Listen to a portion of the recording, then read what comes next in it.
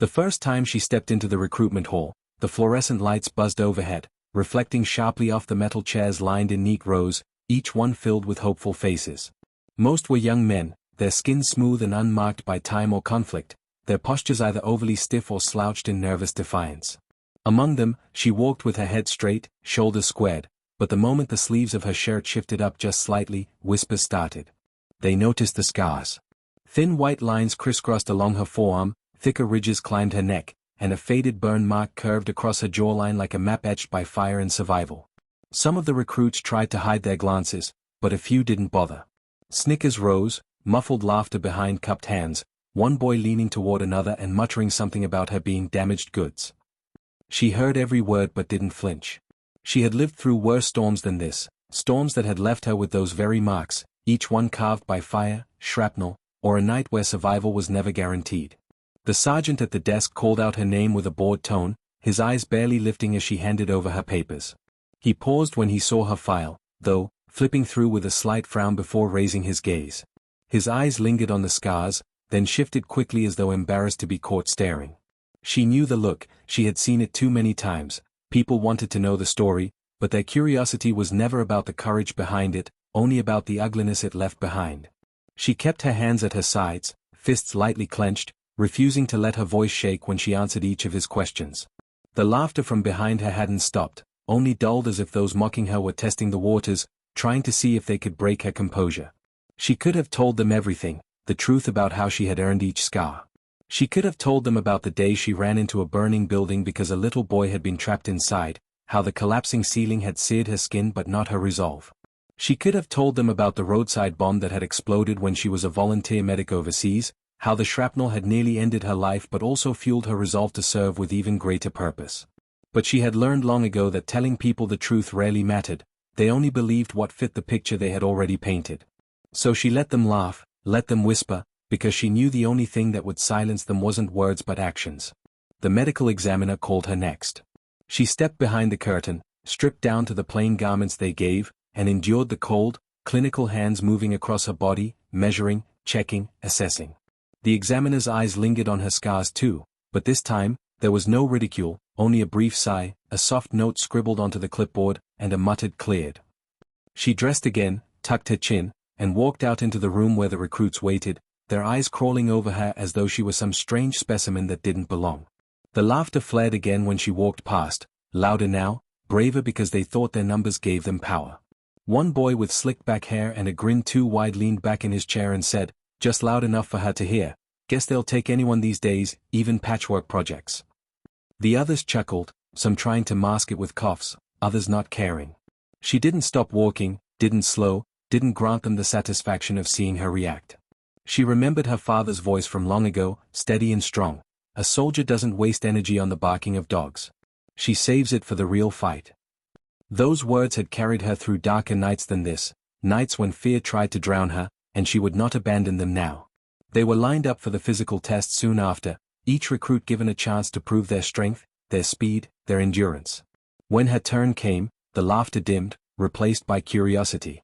She ran faster than most of them, each step pounding like a drum of defiance, lungs burning but refusing to give in. She climbed the rope with arms scarred but strong, her grip unrelenting even as calluses tore open. She pushed through every station with a relentless focus, and by the end, those who had laughed the loudest were suddenly quieter, exchanging glances not of mockery but of something they didn't want to name, respect hidden beneath their pride. Still, whispers lingered. No matter how well she performed, the scars became the first thing people saw. But she didn't join to impress them. She didn't walk into this hall to be liked.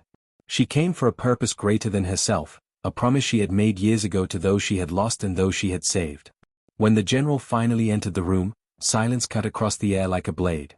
His uniform carried medals that gleamed under the light, his posture unyielding, his eyes sharp enough to strip away every layer of pretense in the room.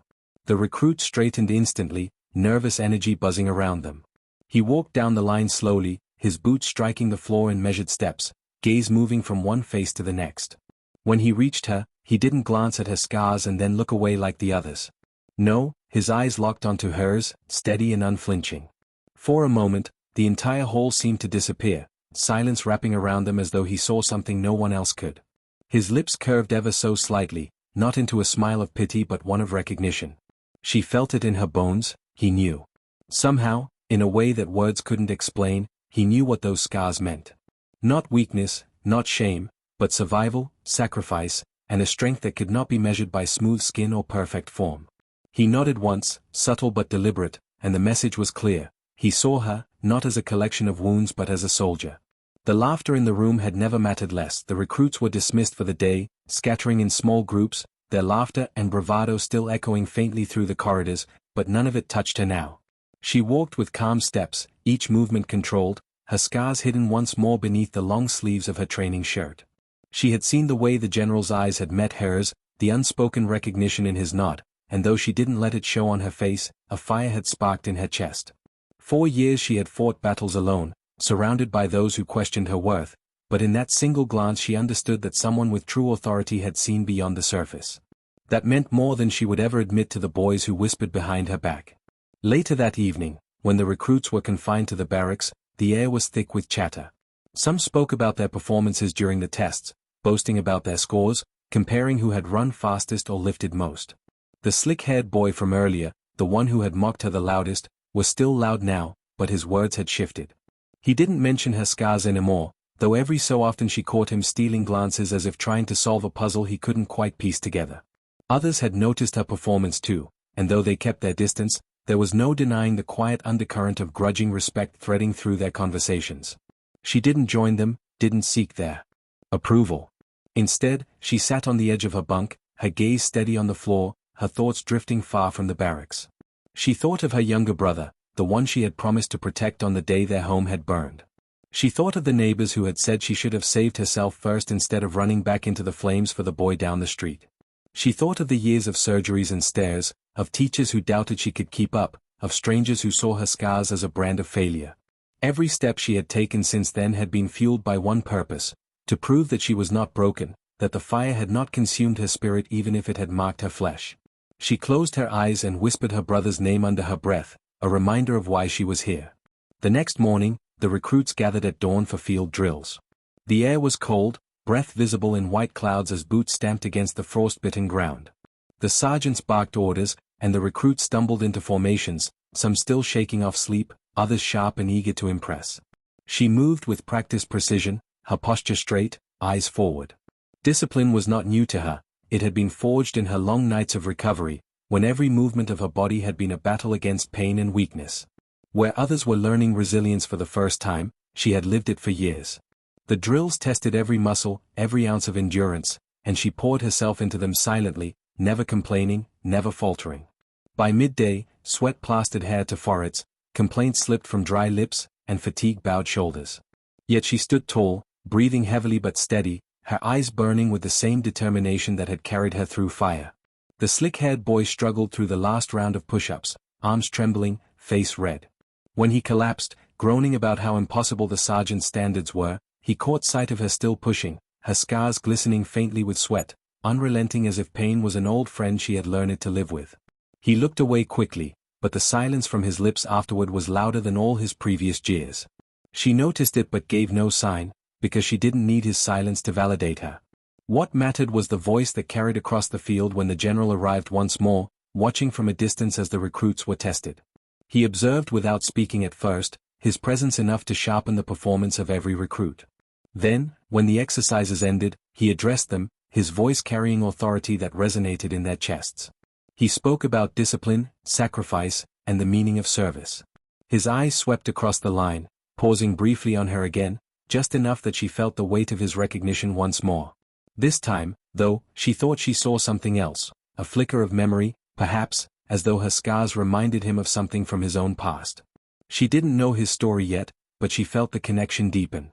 That evening, while most recruits collapsed into their bunks, she stayed behind in the training yard, running laps alone beneath the fading light. Each stride was heavy but purposeful, her lungs aching, legs burning, but her heart steady. When she finally slowed, hands on her knees, catching her breath, she heard footsteps behind her. She turned to see the general himself, walking slowly, hands clasped behind his back. For a moment, she thought she might be reprimanded for staying past hours, but his expression was not one of discipline. He stopped a few feet away, his gaze steady on her face. "You don't quit," he said simply, his voice low but certain. She straightened, wiping sweat from her brow, unsure if she should speak. He didn't wait for her to answer. I knew someone like you once, he continued, his eyes shifting as though seeing into a memory far away. Someone the world tried to laugh out of their purpose. Scars didn't make him weak. They reminded him he had already survived worse than anything an enemy could throw at him. He became one of the finest soldiers I've ever known. Her throat tightened, words lodged deep in her chest. She wanted to ask him questions, to know more, but the discipline drilled into her kept her silent, respectful. He studied her another moment, then gave a small nod, the same kind as before. Don't let their laughter touch you, he said. They don't see what I see. Not yet. With that, he turned and walked away, his silhouette fading into the darkening yard. She stood rooted to the spot, her chest rising and falling with heavy breaths, her eyes burning though no tears fell. She didn't need to cry. His words were enough. For the first time since stepping into the recruitment hall, she felt that the scars that once drew ridicule had found a place where they meant strength. And in that quiet yard, with the general's voice still echoing in her ears, she promised herself she would prove him right. The days that followed grew harsher as the training intensified, pushing every recruit to the edge of their endurance. The early mornings began with runs that stretched for miles across uneven terrain, followed by hours of drills that tested not just strength but precision. Blisters formed on hands, muscles tore and rebuilt themselves in painful silence, and tempers flared as exhaustion stripped away patience. She felt the strain as much as anyone else, her body screaming at her to stop, but her mind remained locked in the same iron resolve that had carried her through nights of agony in hospital beds when she had relearned how to walk after her skin grafts. Pain was nothing new, only an echo of battles she had already fought. Where others were learning how to endure for the first time, she was simply remembering. Each drill was another chance to show that she would not break, another silent answer to the laughter that had once tried to diminish her. Some recruits started to notice. The slick-haired boy, who had once mocked her the loudest, now watched her during drills, his smirk replaced by something sharper, less certain. He still never spoke to her directly, but his silence carried the weight of acknowledgement. Others began to copy her discipline, watching how she never wasted energy complaining, how she executed every order with precision, how she never gave up even when her arms trembled or her lungs begged for rest. The whispers of mockery that had filled the barracks in the first week began to fade, replaced by a reluctant respect that spread in hushed tones when they thought she couldn't hear. She noticed, but she didn't let it touch her pride. She wasn't here for them. She was here for something bigger, something only she could carry. The general appeared often, moving like a shadow across the edges of the training ground, always watching, never speaking unless the moment required it.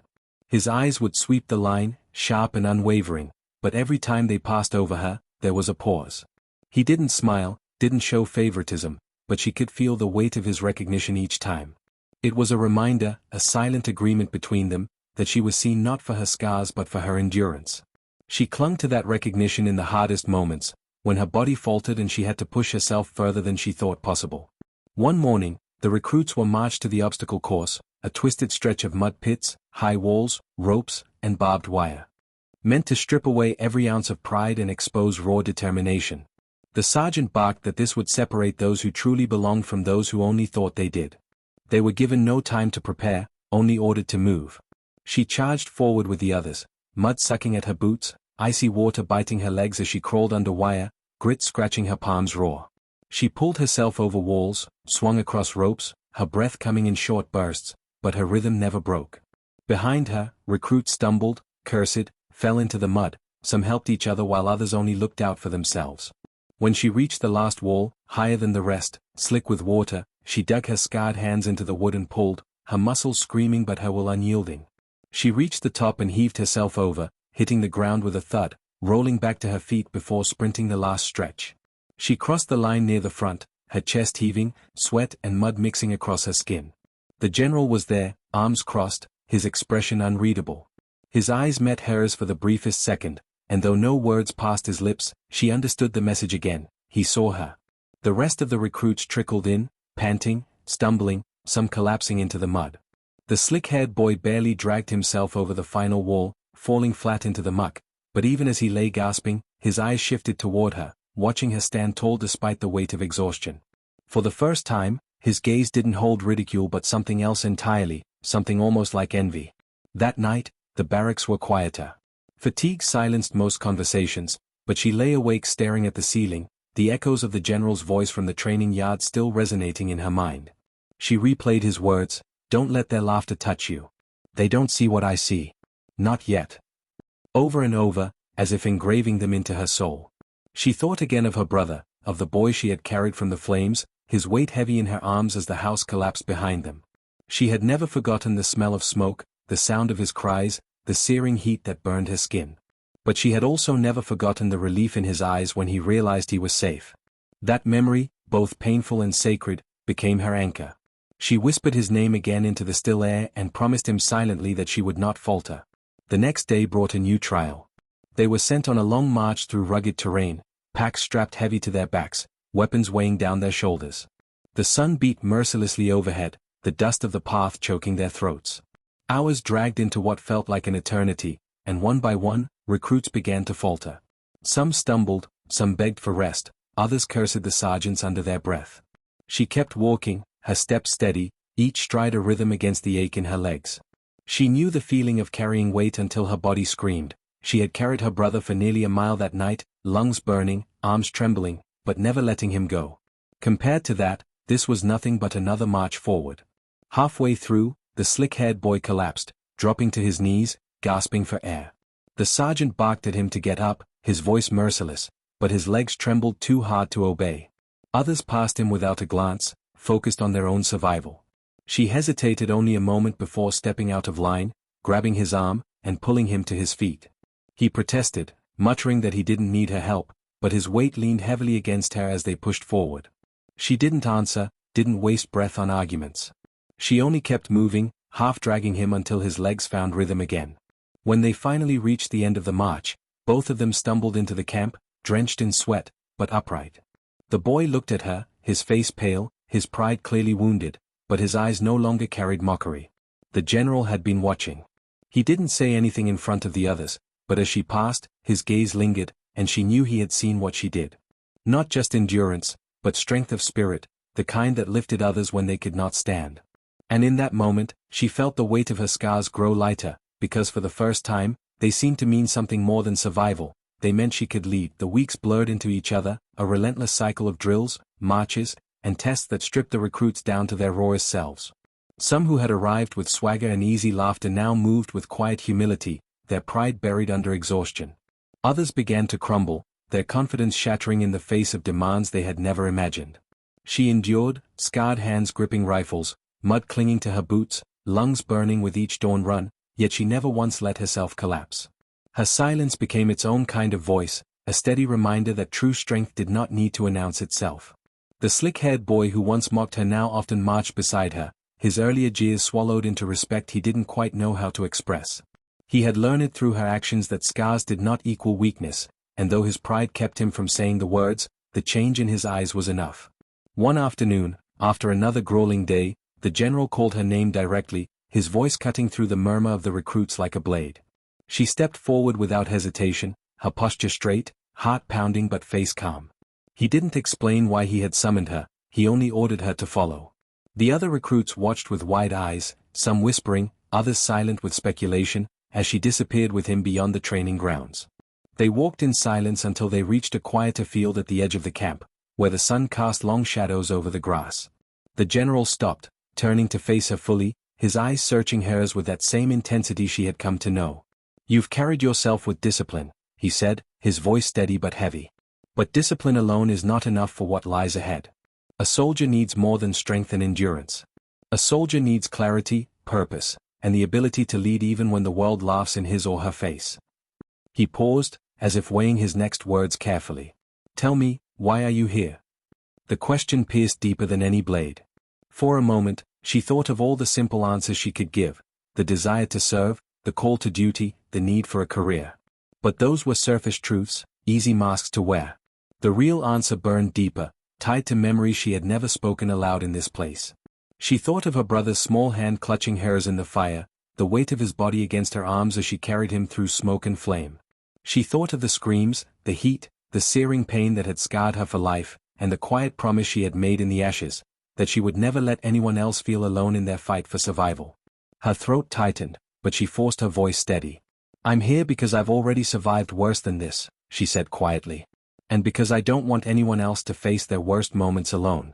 If I can carry others through what I've carried, then the scars were worth it. The general's eyes softened for the first time, a flicker of recognition breaking through his stern mask. He gave a single nod, slow and deliberate. That, he said, is why you will go further than most of them. They fight to prove something to themselves. You fight for something greater. He let the words hang in the air before stepping back. Tomorrow, you'll be tested differently. Be ready. That night, lying in her bunk, she replayed the conversation again and again. His words lit a fire in her chest that no exhaustion could extinguish. She didn't know what test awaited her, but she knew she would not falter. She had carried her brother through fire, she could carry herself through anything else. At dawn, the sergeants woke the recruits with urgency, barking orders sharper than usual. They were herded onto trucks, driven out past the camp into the wilderness where the landscape stretched wide and unforgiving. Dense trees lined the horizon, shadows swallowing the light, and the air smelled of damp earth and hidden trials. They were told nothing, only ordered into small groups, each given minimal supplies, and sent into the forest with instructions to find their way back to camp by nightfall. It wasn't just a test of endurance this time, it was survival. She was placed in a group of 4, including the slick-haired boy and 2 others who had often doubted her. Their eyes flickered with unease as they set off, the forest pressing in around them with every step. Hours passed, the sun climbing high, sweat dripping down their faces as they stumbled over roots and rocks, tempers fraying. Arguments broke out about which way to go, about how to ration the water, about who should lead. They turned to her only reluctantly, their earlier prejudice still lingering, but when every path they chose seemed to lead them deeper into the woods, it was her calm voice that finally cut through. "Stop wasting energy arguing," she said firmly, her tone quiet but unyielding. "We don't need pride out here. We need focus. Look for the slope of the ground, listen for water, use the sun. We'll find our way back if we stop fighting each other." Something in her voice carried weight, forged from experience none of them could name. Slowly, grudgingly, they listened. She guided them with patience, teaching them to read the landscape, to conserve their strength, to move as one instead of 4 separate bodies pulling in different directions. When one stumbled, she steadied them. When another grew discouraged, she reminded them to keep going. The slick-haired boy watched her with a new expression altogether, one that held not only respect but a dawning understanding that leadership wasn't about shouting the loudest, it was about carrying others through when they were ready to collapse. By the time they emerged from the forest near camp, night was beginning to fall. They were exhausted, scratched, hungry, but they were intact. The general stood waiting, his sharp eyes assessing every group that staggered back. When her group approached, he lingered on her face, and for the first time, he allowed himself a small smile. It was fleeting, gone as quickly as it appeared, but it was enough. She had not only endured, she had led. That night, the barracks were filled with quiet stories of the forest, of wrong turns, of arguments, of failures and small triumphs. But in the corner, she sat in silence, staring at her scarred hands. For the first time in years, she felt the weight of them shift. They were no longer only reminders of what she had survived, they were proof that she could guide others through their own fires. And deep down, she sensed that the general had always known this was inside her. He had only been waiting for the moment she would see it for herself. The forest trial marked a turning point, though no one said it aloud. The general did not announce her success, the sergeants did not praise her, and the recruits did not suddenly transform into loyal friends. But something had shifted in the air. When she passed by in the barracks, conversations no longer carried whispers of mockery. Instead, eyes followed her with quiet acknowledgement, some grudging, some curious, a few even hopeful. The slick-haired boy who once mocked her scars now trailed her with unspoken respect, though his pride kept him silent. She noticed, but she did not slow her stride. Respect wasn't something she sought, it was something earned by never bending, never breaking, never letting the weight of the world crush her spirit. That night, the general summoned her again. She followed him into the dimly lit office near the edge of camp, where maps and files covered the walls, the air heavy with the smell of paper and ink. He studied her for a long moment before speaking, his eyes sharp but steady, his voice carrying the gravity of a man who had seen more wars than he cared to remember. "You've shown me strength," he said. "But strength alone is only the beginning. What I want to know is whether you're ready for more than following orders. Can you lead?" She straightened instinctively, her chest tightening with the weight of his words. She thought of the forest, of how she had kept her group together when they had been ready to collapse, of how she had carried her brother years ago when the fire threatened to consume them both. She didn't answer quickly, Instead, she let the silence stretch, considering his question with the seriousness it deserved. Finally, she spoke, her voice low but certain. "I can lead because I know what it's like to be left behind. And I won't let it happen to anyone under me." His gaze didn't waver, but something flickered in his eyes, a memory she couldn't place, as if her words had struck a chord deeper than she could know. He gave a short nod. "Then tomorrow, you will lead." The next morning, the recruits were divided into squads for a complex drill that simulated combat. Each squad was assigned a leader chosen by the sergeants, but when her name was called, it was the general himself who stepped forward and announced, "She will lead this squad." The murmurs spread instantly, confusion rippling among the recruits. Some frowned, some raised eyebrows, a few even smirked as though expecting her to fail spectacularly. But when she turned to face her squad, 4 recruits, including the slick-haired boy, her expression was calm, her voice steady. "We move together," she told them. "We succeed together or we fail together. There's no in-between." The drill began with simulated gunfire echoing through the training grounds, smoke bombs filling the air with thick clouds, and loud explosions shaking the earth. Recruits scattered, some squads falling apart within minutes as panic took over. She kept her squad close, her commands sharp but calm, her eyes scanning the chaos with a clarity born from years of surviving real terror. She directed them through cover, reminded them to breathe, to focus, to keep each other alive. When one stumbled, she pulled him up. When another froze, she steadied him with a look and a word. Slowly, against the odds, they began to move as one. The slick-haired boy, once so quick to mock her, followed her commands without hesitation now. At one point, when simulated fire rained down heavy and one recruit panicked, he repeated her words firmly, grounding the group. By the time they reached the final checkpoint, mud streaked across their faces, sweat soaking their uniforms, her squad was one of the few still intact. The general stood waiting, his eyes on her, his expression unreadable as always. She saluted, her chest heaving, and though he said nothing, she saw it again, that brief flicker of pride in his gaze. When night fell and the barracks filled with exhausted bodies, her squad sat together for the first time, sharing quiet words instead of splitting into cliques. The slick-haired boy finally broke his silence, his voice low and unsteady.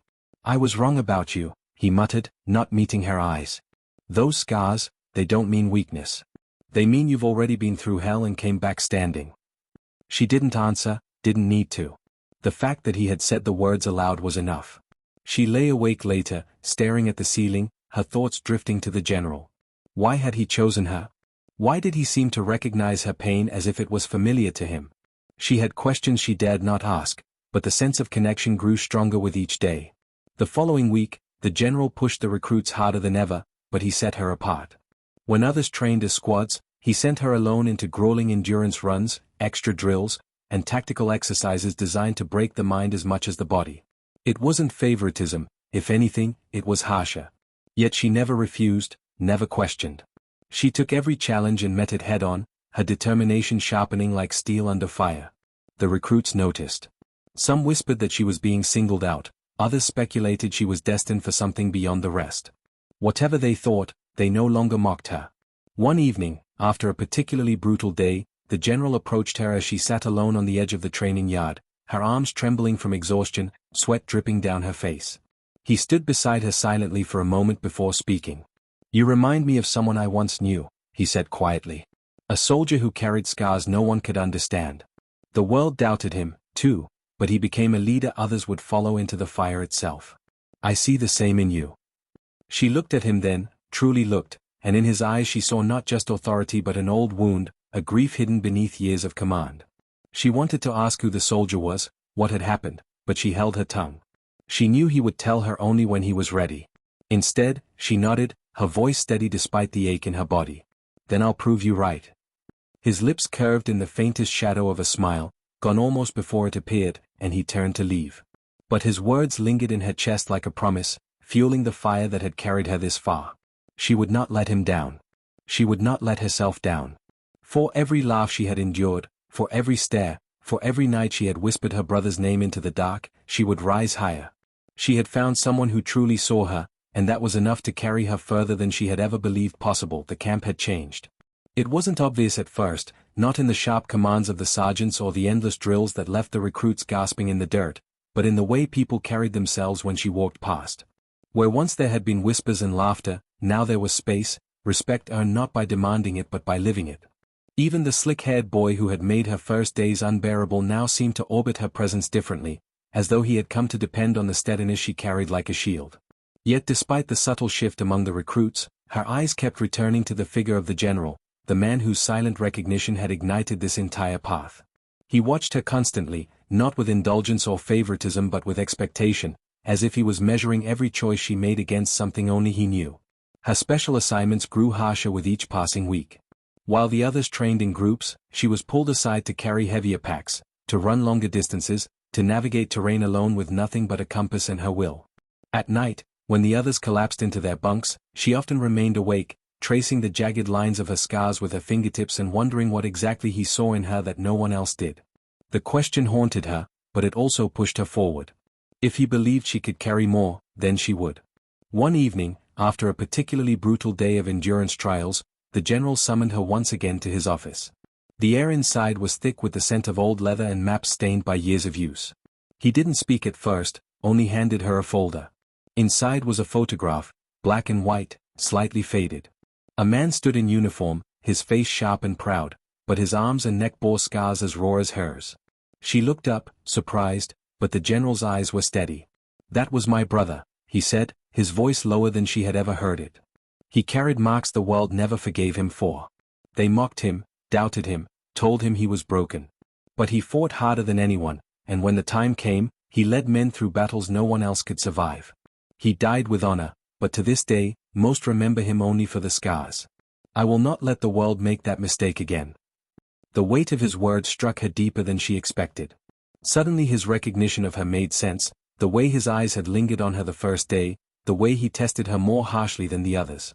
He saw in her the echo of someone he had lost, but more than that, he saw the chance to prove that scars were not weakness, they were evidence of survival. Her throat tightened, but she forced her voice steady. "I won't waste what you see in me," she said. He studied her another moment, then nodded. "No.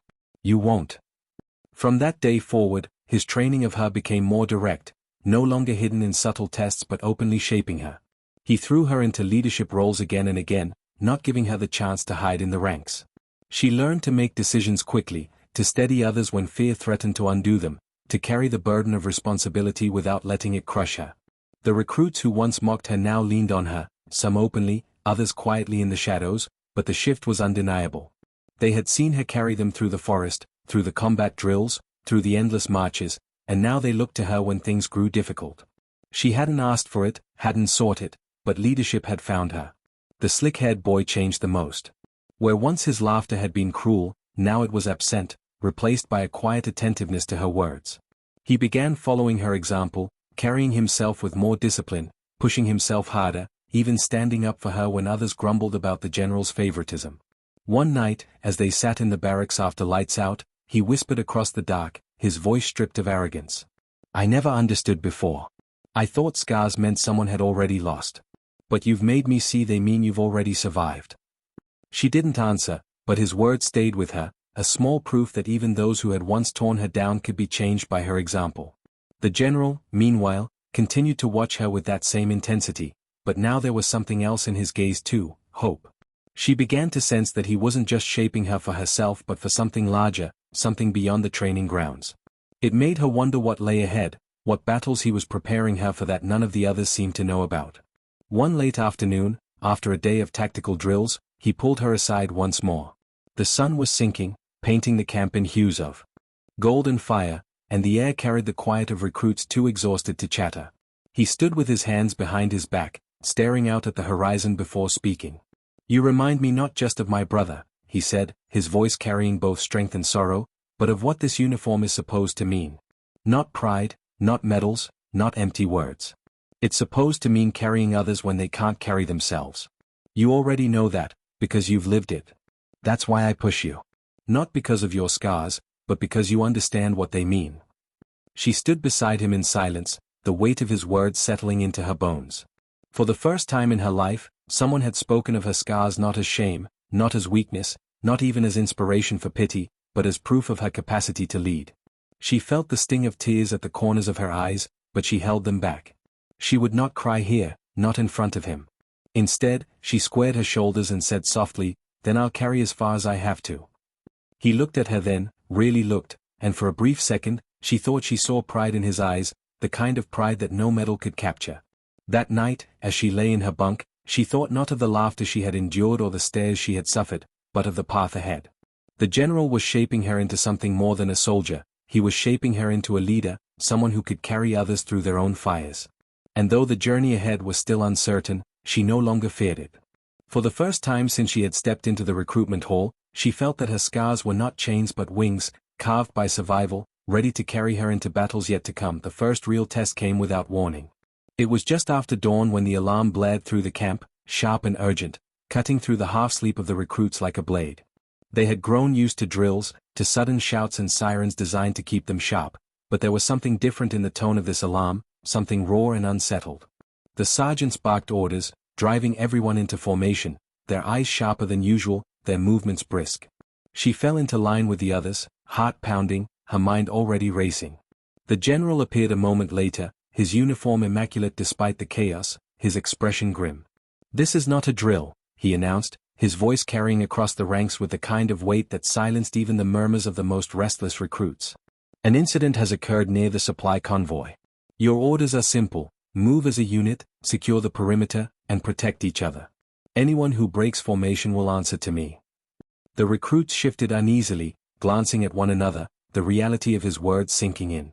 She felt the eyes of her squad on her, the same four who had followed her through the forest, through the combat simulations, through the long days of training. None of them spoke, but she saw it in their faces. They would move when she moved, they would follow when she led. The responsibility pressed down on her chest, heavy but steady, and she embraced it. When the sergeant assigned them their sector, she took a deep breath and told her squad, "Stay close. Watch each other's backs. We're not here to be heroes, we're here to come back alive together." They nodded, some nervously, some firmly, but none argued. They moved out quickly, boots pounding against dirt and gravel, rifles clutched tightly though most had never fired them outside controlled practice. The smoke rose in the distance, dark against the pale morning sky, and the closer they came the more the air stung with the acrid scent of burning fuel. Shouts echoed from ahead, and though no live gunfire cracked the air, the confusion was enough to unnerve even the bravest. When they reached the convoy site, the chaos was clear: overturned supply trucks, crates scattered across the ground, flames licking at the edges of tops, and recruits running in all directions, half-panicked, unsure of what to do. Her squad faltered at the sight, the weight of the moment threatening to break their fragile calm. She stepped forward before fear could root them, her voice sharp and commanding. "Form a line. Secure that side, move those crates away from the fire. You, cover him." Her orders came rapid, precise, not shouted in panic but spoken with authority that left no room for hesitation. Slowly, almost reluctantly, her squad obeyed, and in obeying, they steadied themselves. She ran to the overturned truck, pulling at the door until one of the recruits joined her, their combined strength forcing it open. Inside, another trainee was trapped, his leg pinned beneath a crate. She shoved her shoulder under the weight, gritting her teeth against the pain, and called for help. Two more rushed in, and together they freed him, dragging him out just as flames licked closer. The boy gasped in pain, but when his eyes met hers, he whispered, "Thank you." There was no time to respond. Another shout rang out, someone else was down near the far edge of the site. She didn't think, didn't pause, she ran, her squad trailing behind her. The smoke burned her lungs, her arms ached from strain, but she pushed through, her mind focused only on keeping everyone alive. They reached the injured recruit, who had collapsed from smoke inhalation, and she ordered her squad to cover her as she lifted him over her shoulders, staggering beneath the weight but refusing to stop. Step by step, she carried him back toward the safe zone, her legs trembling but her will unbroken. By the time they returned, the fire was under control, the scattered chaos beginning to pull back into order. Other squads had managed to regroup, but many had failed to stay organized, their efforts messy and ineffective. Her squad, though battered and exhausted, stood together, their eyes on her with something more than respect now. It was trust, pure and undeniable, carved into them by what they had just survived. The general arrived soon after, his presence cutting through the haze of smoke and exhaustion. He surveyed the scene, his gaze sweeping over the recruits, lingering on the injured, then finally settling on her. She stood straight despite the ache in her body, her chest heaving from exertion, her uniform streaked with soot and sweat. For a long moment he said nothing, but when he finally spoke, his words were not for her alone but for everyone within earshot. Leadership is not given by rank, he said, his voice ringing clear. It is earned in the moments when fear would break others. Today, one of you showed what it means to lead. His eyes locked with hers, and though he never said her name, every recruit there knew exactly who he meant. The weight of his acknowledgement washed over her, not as triumph but as responsibility. She hadn't stepped forward for praise, hadn't carried others for recognition. She had done it because it needed to be done, because someone had to stand when others faltered, and she refused to let fear claim them. That night, as the recruits gathered in the barracks, the air was different. No one mocked her scars anymore, no one whispered doubts. Instead, they looked at her with quiet respect, some even approaching to thank her directly. The slick-haired boy, who had once been her sharpest tormentor, sat beside her in silence before finally murmuring, "You kept us together when I was ready to fall apart. I'll never forget that." She didn't reply, just gave a small nod, but inside, something shifted. The wall that had separated her from the others was breaking, piece by piece, replaced by bonds forged in fire and fear. Later, when the barracks had fallen quiet and only the soft rhythm of breathing filled the air, she lay awake, staring at the ceiling. Her body ached, her scars burned faintly as though reminding her of every battle she had already survived, but her mind was steady. The general had recognized something in her long before anyone else had seen it, and today had proved him right. She wasn't just another recruit struggling to prove herself, she was becoming a leader, not because she demanded it but because she carried it. And though the path ahead was still uncertain, she knew now that she could walk it. Her scars no longer felt like chains. They felt like armor, proof of the fires she had endured, and a promise of the battle she was ready to face. The days that followed the convoy incident changed everything. The recruits who once mocked her now looked to her without hesitation, their eyes searching for guidance whenever uncertainty pressed in. The sergeants, though still harsh and unrelenting, no longer tried to push her aside, and even they began to shape their drills with her in mind, as if acknowledging that she was no longer just another name on the roster. The slick-haired boy, once her cruelest critic, had become her shadow, quieter now, but his respect showed in the way he listened when she spoke and moved the moment she commanded. Yet through all of this, it was the general whose presence weighed most heavily on her. He watched her with the same piercing eyes, but now she understood why. His brother's memory lingered in the space between them, unspoken but ever present, and she knew that every step she took was measured against that legacy. One evening, just as the sun dipped behind the hills and cast the camp in long shadows, she was summoned again to his office. She entered with steady steps, but her chest tightened with anticipation. He stood by the window, hands behind his back, the fading light catching the lines of his face and deepening the years etched into his skin.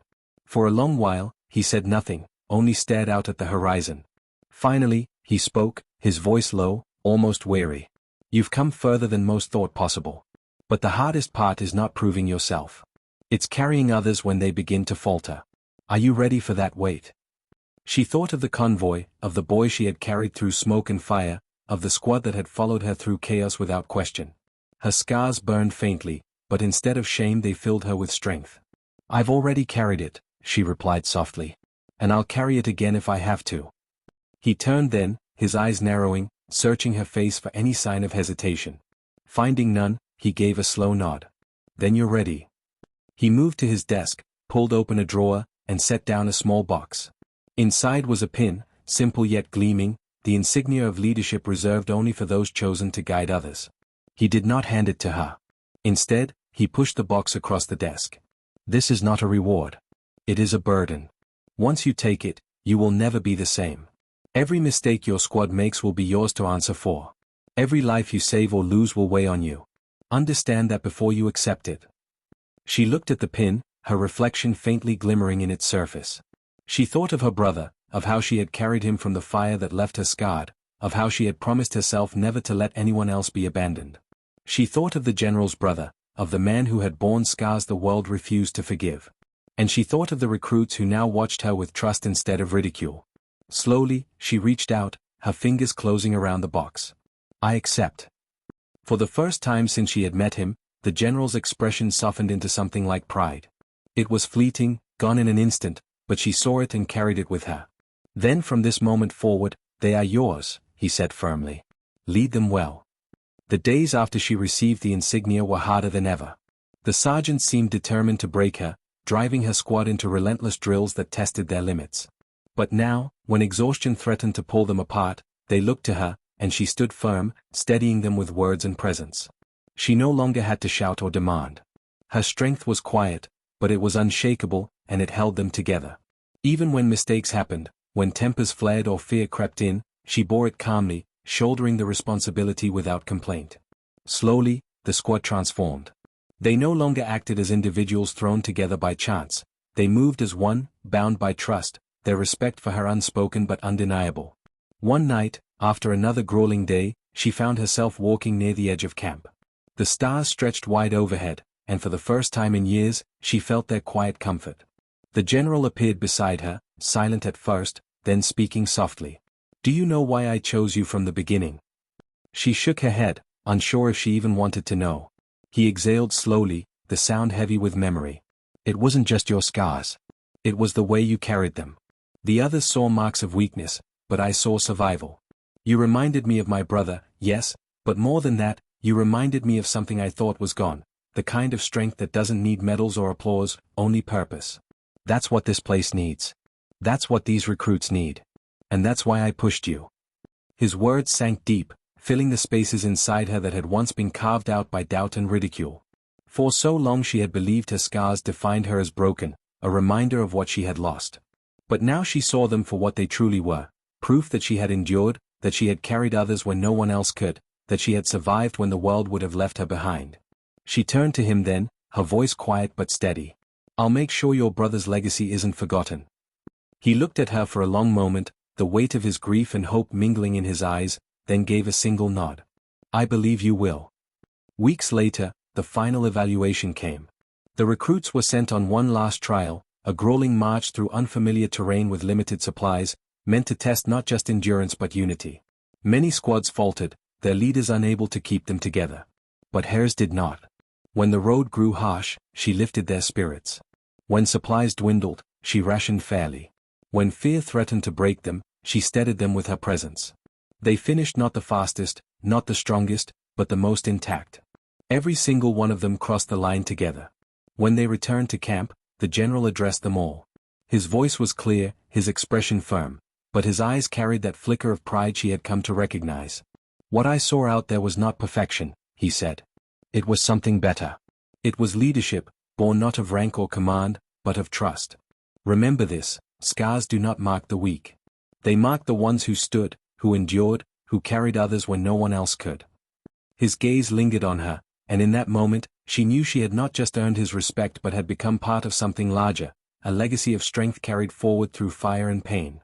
That night, as she lay in her bunk, the camp quiet around her, she let herself finally breathe.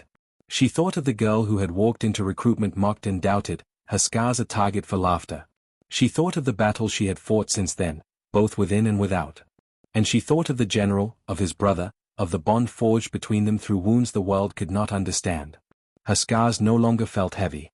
They felt like a story, one written in pain but ending in strength.